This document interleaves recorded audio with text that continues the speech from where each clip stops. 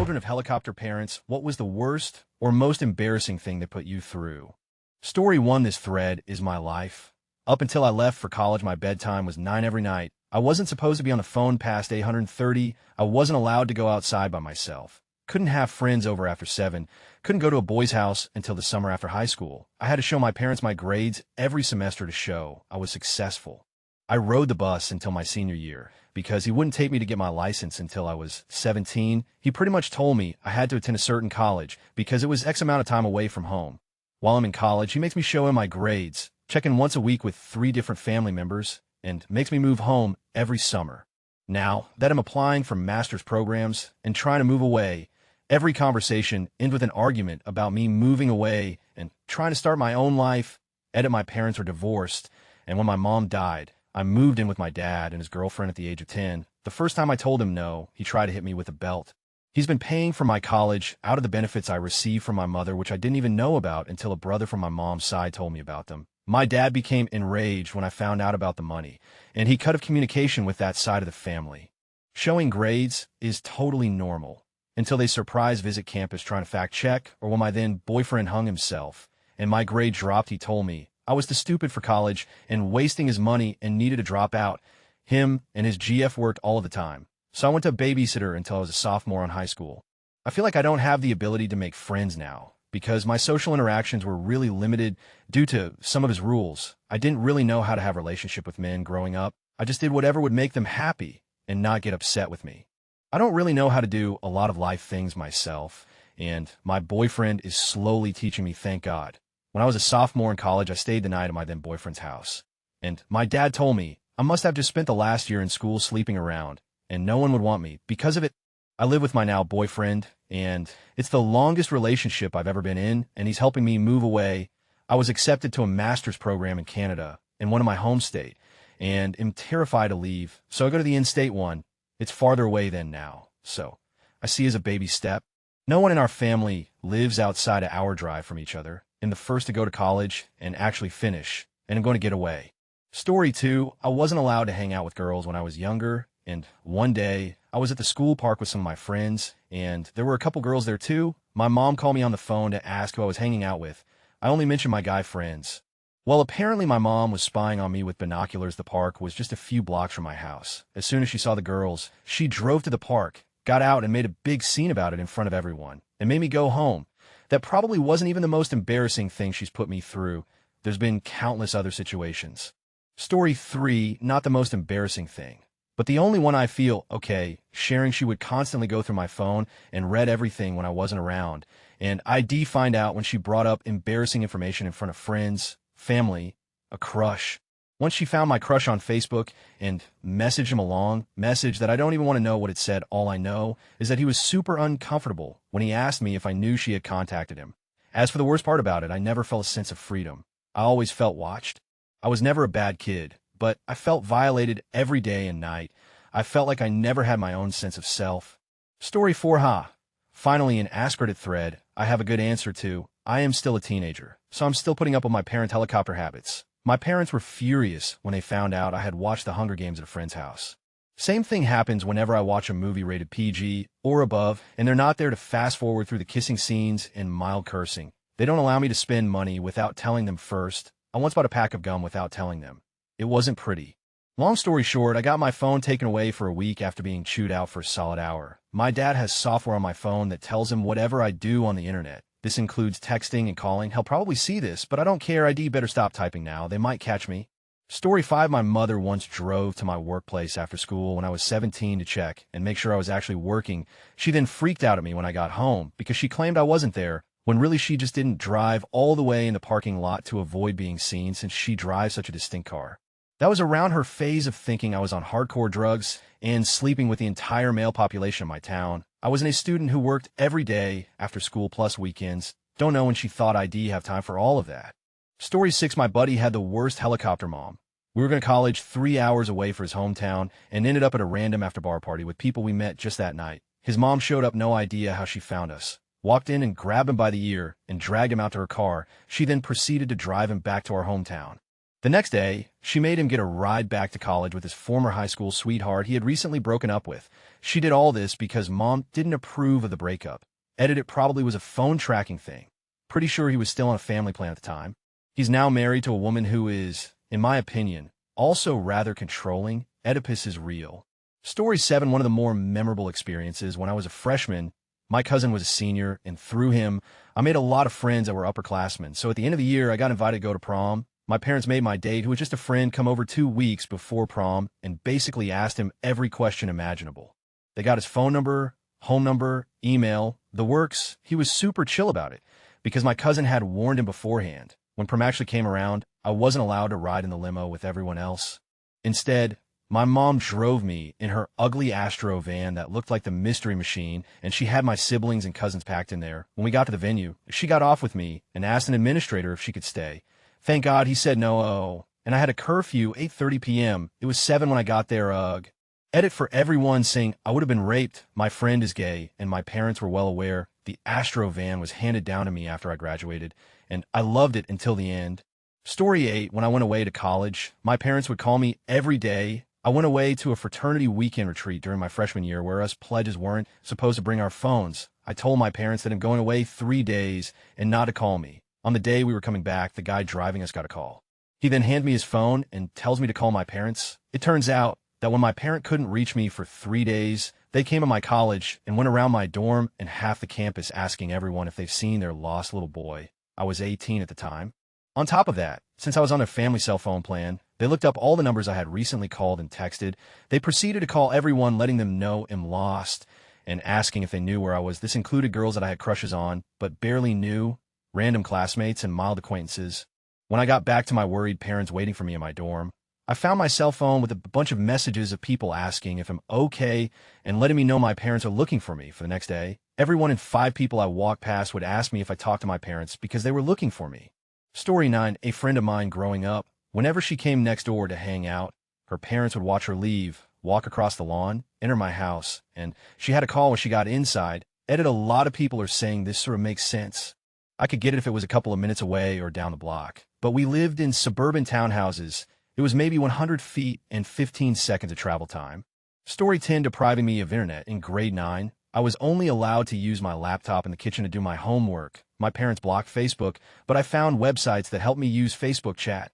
In grade 10, I was allowed to take my laptop to my room, but my dad turned my internet on and off every other hour from 8 in the morning until midnight, at which point it shut off for the night. It was ridiculous because I could never sit down long enough to get any work done before the internet was gone and I had to wait for the next hour. My dad found out about the chat sites I used as a workaround for Facebook and blocked those. I resorted to using Bing Bar's Facebook chat function, which was slow and glitchy. In grade 11 and 12, my internet was shut off at 1 in the morning and parental controls were removed. I went crazy and watched Netflix and talked to people all the time, which obviously had a negative toll on my grades. TLDR, my parents made me use Bing. Story 11, my dad followed me into jury duty when I was 21 because he didn't believe I could do it myself. I insisted that he didn't come, but he did anyways. He was stopped by security guards outside the area, and he threw a huge fuss about not being able to accompany me. Most of the courtroom was confused and weirded out. Luckily, it didn't need me throughout the trial, so I was dismissed. There's a lot more weird my dad does, but this one stood out to me when I first read this post. Story 12, throwaway. Both parents have known, to an extent, mental disorders on top of the whole helicopter thing. Illusions of grandeur from mom, delusions and paranoia from dad. Mom would walk me, a girl, through all the details of brutal rapes she could imagine and dazzle it up with news stories before going in public anywhere with me, or if the subject of men somehow came up, left me traumatized for a long time, not being able to look at boys or men. Looked it out of curiosity or something at 10 years old. Can't really remember due to the trauma that followed. They found my search history because I didn't know how to delete it or safely use the internet, and proceeded to interrogate me all night to see the extent to which I was defiled and who must have been molesting me. There was no one. I was homeschooled and honestly almost threw out names or thought up false events. I was beaten on and off all night till I puked. Still was interrogated as I was told to clean up the puke. I could barely move. I was shaking and just felt like I was curling in on myself physically. They accused me of being defensive because I couldn't sit upright and normal. I would sit huddled up. I was struck with a belt from the waist to the back of my knees so bad that I had a blackish welt on my right thigh for a few days. I was told repeatedly by them that this wasn't abuse, and I deserved it. They had to because they loved me and made me hug them after everything, then sleep on the couch. I could not be trusted with the room. They said I was treated worse than a dog for a year as grounding and still had the event referenced as blackmail for years. I was about 18 by the time they stopped really talking about it. At 20 now, I learned that they actually think they may have gone too far and screw me up mentally. You don't say, happy conclusion for those who need to hear it. I turn out fine. We still talk. Though I plan to cut ties, they're very emotionally dependent and fear that I will leave them. I distance myself from them, somehow avoided drawing attention to them, as the abusers, they're master manipulators. And yes, I've been to raised by narcissists and got myself help by admitting myself to a mental hospital as a teen and then continuing to seek help and getting around my entire family to do so. I don't talk about this stuff anymore or really label my family as anything more than crazy. I just want to leave in the past and define myself by what I do now as an adult. Edit wow. I did not expect this to gain traction. I appreciate your messages of sympathy and encouragement. About using a lawyer, I don't know, the past is dead to me. I want nothing to do with it anymore and feel like things have changed. My parents are older, I would say mellower and friendlier now, still disillusioned, but it's like they're helpless. They're mentally sick people. If anything, I want to get them into care, but I can't disturb the fragile balance of the whole family. This kind of thing goes back generations in my extended family as well. My cousins are getting help and starting to stand their ground as adults. Overall, we just move on. Life goes on. I'm an adult. I'm no longer helpless. I just look at it like a war that ended. And now, there's relative peace after the fighting just got old. Believe me, my sibling and I both dreamed of storming out and getting revenge when we became adults. Neither of us wanted that when the time came. We only wanted to move on. About 18 years of my life was I have all the rest of it is mine to build up and out. My sibling and cousin sometimes talk about it, and that's all. We don't want to waste any more of our lives on these old problems or upset anyone else. Edit 2, I'm going to stop looking at comments now. I appreciate the kind words and motivation and hope you all do well in life. Story 13, my cousin had an interesting freshman year experience. She was roomed with another girl with a helicopter mother. The mother slept in this tiny dorm room with the daughter and my cousin for several weeks, until she could convince the RA to kick the mother out. Story 14, I work in an ER, and I get sick and tired of helicopter parents bringing their offspring in for ridiculous reasons. He got a nosebleed a week ago, and again today, she's been having foot pain after pee, etc. The worst are the parents that bring their over 18 years old kids into the ER because they want them drug tested. I love turning to the legal adult and asking, do you consent to this? The parent normally turns beet red and starts yelling at me about how they're the parent and they pay the insurance, yada yada blah blah. At which point I remind them that their precious child is now an adult, and without their child's express consent, I cannot perform any tests on them. I've seen more than my fair share of light bulbs go off over the kid's head and then flat out refuse all lab work. I tell them, all right, you heard him. I can't do anything. This normally ends in a call to the hospital administrator that will then tell them the same thing. I'm also not allowed to give out any information over the phone, as I cannot verify you're the legal guardian, nor in the room without express permission. It's fun to watch people's veins throb when they can't get their way. Story 15, when I was engaged to my now husband, I was given many long lectures by my parents about how I couldn't lean my head on his shoulder or ever be alone with him, because it would lead him to have uncontrollable urges, which would then lead him to rape me, and it would be my fault for working him up. These lectures became daily and increased in absurdity. Glad my husband was able to stick it out. Things are much better now that I live with him on the other side of the country. Edit, him seeing lots of comments about my dad raping my mom. My parents actually have a happy marriage, so I'm sure that is not the case. However, once I was married, I did get lectures about how men have high libidos, and I was not supposed to turn my husband down, since doing so would give him no choice but to stray. Same exact idea as above with the same blame. While awful, I'm not sure that I consider that rape, since there's a consent given by the woman. Even if it's a consent that is there from brainwashing, still, it's awful and unhealthy. Also, these ideas were coming from both my parents, and they were in agreement. It wasn't just from my dad. Story 16, my parents weren't helicopter parents, per se. It was mainly my dad who was really strict only about movies. For example, when I was in high school, I asked if I could go to the movies with my friends. It was a G.I. Joe movie that I wasn't super into, but it was mainly to just do something fun. My dad said he wouldn't let me go unless I wrote a paper on the movie after I watched it about its redeeming qualities and Christian principles. Edit, because punctuation. Thank you kindly, FFRYD.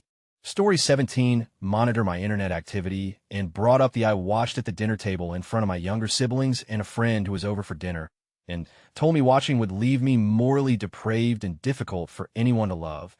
I was 13. Story 18, I didn't go to any school dance or sports event. So yeah, no prom, nothing. I was not allowed to go to the mall by myself. When I was 19 years old, my dad would follow me around, like he'd walk about 5 feet behind me. When I was 20, I said I was going to get a cell phone and got into a big fight with my parents because they didn't want me to have one. I had been working since 15 and was going to pay for it myself, etc. Couldn't lock the door to my bedroom or the bathroom. Even in my early 20s, moving out was the best thing ever. I remember when I was 12 or so, my mom, little sister 7 at the time, and I went to Costco to do some shopping. My dad showed up dressed as a clown. He used to dress up for birthday parties, followed me and my little sister around, honking his clown horn in our ears, yelling to all the guys that he was our dad. He still shows up at my work and tells my coworker to tell me that my daddy is here to see me. I'm 31. I think the last time I called him daddy was when I was 7, 8. Nobody calls him daddy.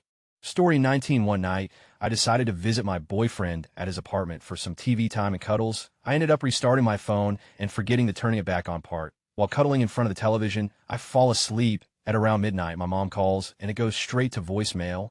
Any logical person would just figure the phone died or just didn't have service very reasonable where I live. Not my mother. She called the cops and tried to report me missing, which ended with the police asking how long I had been gone. She responded with about 8 hours, and they tell her to wait until morning.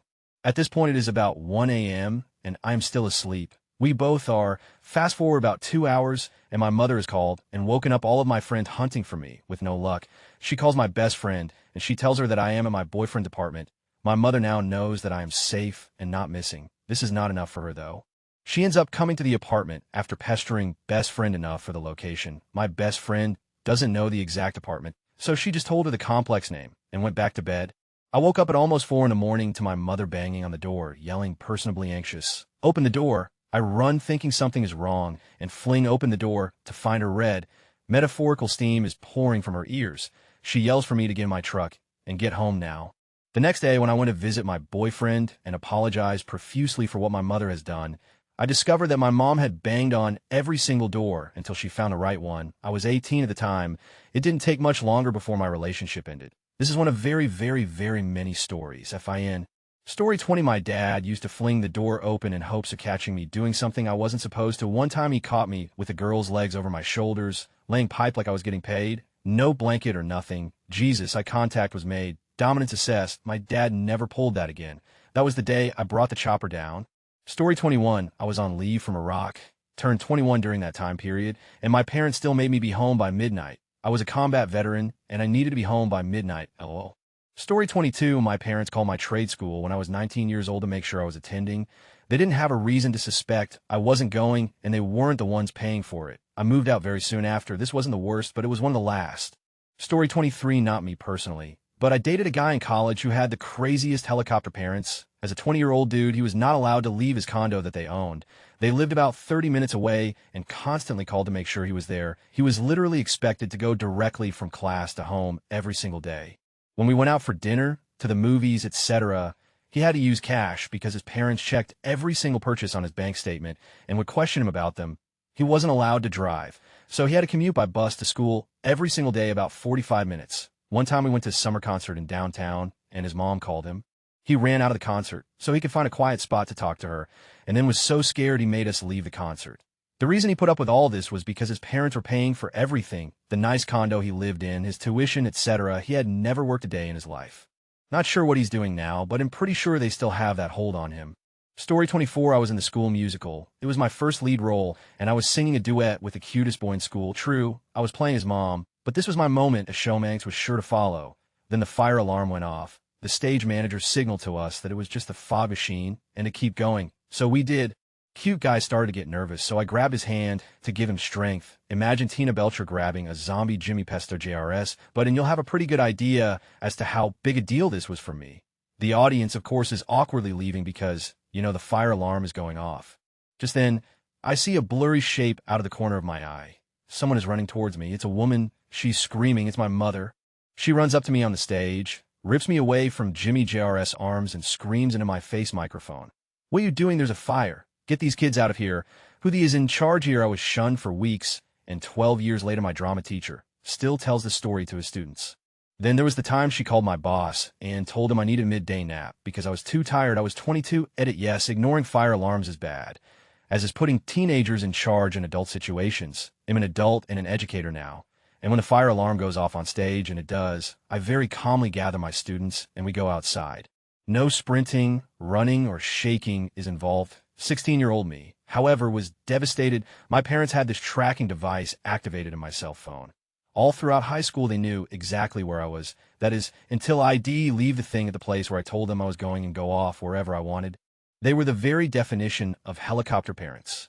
Story 25. In the summer of 2014, I hung up on my mom on the phone because I repeatedly told her I had to get off and go to class, and she just kept talking, so I ended the call with an abrupt bye. To punish me, she restricted my phone access so it doesn't work from 11 p.m. to 6 a.m. She has yet to change it back. Getting my own phone would be dandy, but unfortunately I'm 17.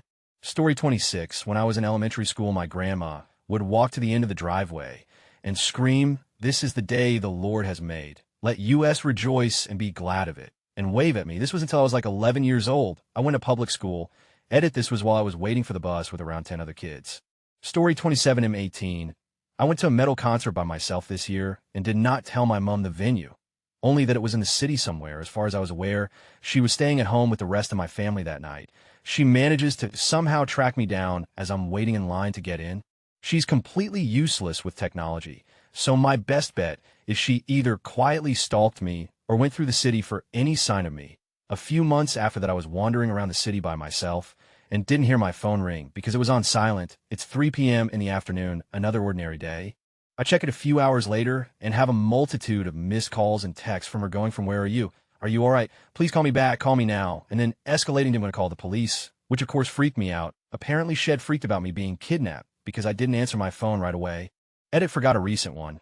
Plan a trip to Europe by myself to see boyfriend with own money. Parents find out. "Freak. You can't go alone. We have to come with you." "What, Mum? It costs at least $1,000 for the plane ticket from Australia to Europe and back." "Well, pay. Well, I don't want you to come. I don't need your permission." "Well, follow you no matter what."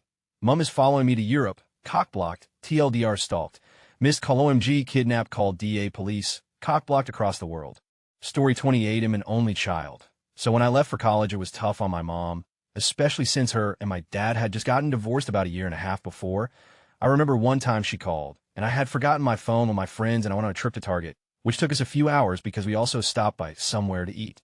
I came back and found like over 30 missed calls from her. I called her back and found out that she was on her way up. It was only a 2-hour drive because she was worried that something had happened to me. I told her that I just forgot my phone, and after a while talked some reason into her that what she did was pretty over the top. Story 29. My mom would do random checks on my phone every couple days. Out of nowhere, Shed asked for my phone and ID. Have to hand it over. My parents also didn't believe in dating. They believed in courting. Because of that, I felt the need to keep all my relationships secret. One day, she asked for my phone before ID had the chance to delete any incriminating texts. I knew there were some steamy messages on there for my so. I handed it over knowing it was about to hit the fan hard. I went and sat down, but I just couldn't handle it. I got up and walked right out the door. I was wearing my PJs still and hadn't put on shoes. I ran for a while and then started walking. Didn't realize I was crying until I slowed down. It took my parents about 20 minutes to find me. But hey, I ended up marrying the guy I was texting, so I've got that going for me. Story 30. TL. What my mom is. I had a field trip when I was 10 years old that I was very excited to go to. The morning of the field trip, my grandma picks up a call from the school saying that the trip was canceled. I was enlightened to the fact that I could play games all day, but disheartened at the fact that I missed out on my field trip. Next day comes and I go into class. I remember asking the professor, when are we going on the field trip, since it was canceled yesterday, and the professor just looks at me with this puzzled face, as if I was retarded or something. I end up finding out that my mom called my grandma and told her to act as if the school called my grandma and pretend that the school canceled the trip. Apparently, my mom was afraid of the school bus flipping over and combusting into flames, while also there being a possibility of me being molested. I had to make an account for this thread. Shout out to Mom for inspiring me to make an account for Reddit after years of lurking. Story 31. I'm an only child of two rather overprotective parents who more than anything have a very set view of the world and think that things have to go a certain way no matter what. Both of them have had their more annoying and embarrassing moments, but I was never outright punished for anything silly. The most memorable one, though, has to be from my last 2 years of high school. In Auckland, New Zealand, there's a water park called Wairua that has naturally heated pools. Because of the heat, there are also a lot of germs and bugs floating around in them, and my mom's cousin got bacterial meningitis from there and died. I think this happened in the 60s or 70s, and their health standards have since dramatically gone up. Anyway, Due to this, my mom and grandparents were adamant that I was never going to go to Waiwara because we lived so close to it, and because it was cheap and easy relatively. There were always class trips there or camps at the end of the year, etc. And whenever it was brought up as an idea, I always had to tell my teacher in class that I wasn't allowed to go and why. Every year, without fail, this would happen. Every year, my teacher would call my parents and tell them that I was lying in class. And every year, my mom would tell the teacher that there was no way in the school was taking her daughter to Waiwara. Once I was about 10 or 11, as you can imagine, this made me the weird kid who had never been to Waiwara, and it wouldn't have been too bad except it came up fairly often and usually meant a week or two of teasing and general annoyance that most kids try to avoid in school. By the time I was in high school, I was used to it in the way you get used to anything that makes you different in high school that you know you'll never be able to change. Also, I learned, whenever we were talking about class trips, to just speak to the teacher quietly instead of the whole class. Anyway, about halfway through my second to last year of high school, I got the opportunity to go to Waiwara with some friends. I knew I'd never be allowed to go, but as always, I asked my parents anyway. My mom went off her rocker. It wasn't just a no or even a no. It was several hours of you will respect this family and what we will and will not allow, etc. My mom wasn't really like that when it came to doing something she didn't like. She usually explained it, but like me, she was probably at the end of her tether with requests to go to Waiwara from over the years. I didn't really think anything of it and told my friends that I probably couldn't go. A couple hours later, another friend asked me if I wanted to stay at her house for a week for some reason or another. I don't really remember why, but I said yes, especially after everything that was happening with my mom. I can't remember exactly how it all worked out, but I ended up going with the first group of friends and a younger sister of the friend I was staying with, and my parents were none the wiser. When I came home with a wet swimsuit, I just told my mom we'd been to the local pool, even though it was the middle of winter, and nothing came of it. The water park was a total letdown. After 12 years of begging, I would have rather gone to Windwild on the Gold Coast, but I didn't really care because I'd been, and even if my parents found out, they couldn't take the experience away from me. About a year later, my best friend's dad was coming home from working overseas and was taking her brother, and a friend each to Waiwara. Again, I asked my parents beforehand, and my dad was the only one home and wasn't even listening to what I was asking and was like, yeah, sure, have fun. I think they were his exact words, and left before my mom even got home. It wasn't until the next morning as I was staying at a friend's place that my dad texted me and was like, did you really go to Waiwara last night? And I was like, yep. My dad then told me that I was not allowed to tell my mother that he ever gave me permission to go, at which point I told him that every time I'd been, I'd asked to go beforehand.